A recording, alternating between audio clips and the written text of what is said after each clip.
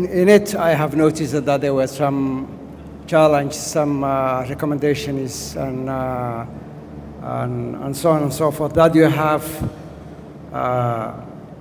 have made in the note. I think some of the recommendations that you have made in the policy note have been resolved. For instance, the tender protocol has been finalized. The harmonization of the regulations of procurement and the petroleum law have also been finalized. The issue of coastline has been addressed and resolved. But it seems that there's one issue that you have been repeating it on many different occasions, which is the resource sharing, the Baydhaba Agreement. It seems that you have been very critical at the Baydhaba Agreement, but I can assure you that it has been very effective, and I don't think it's fair to cast doubts on that agreement because the Baydhaba Agreement sets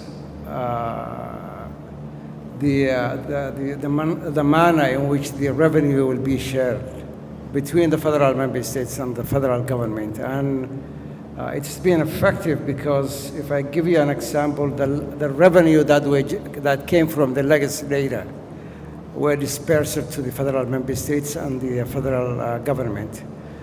Recently, the signature bonus that came from the coastline has been shared based on the revenue sharing policy, revenue sharing agreement. So I think that is effective, it's working, and I think that you should try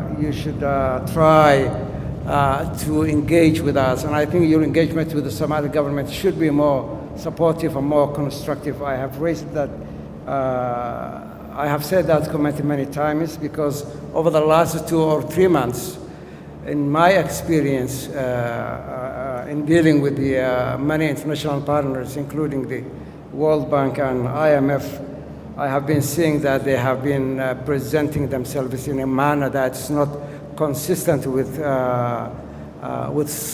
supporting the government, but it was rather intrusive at times and sometimes very coercive.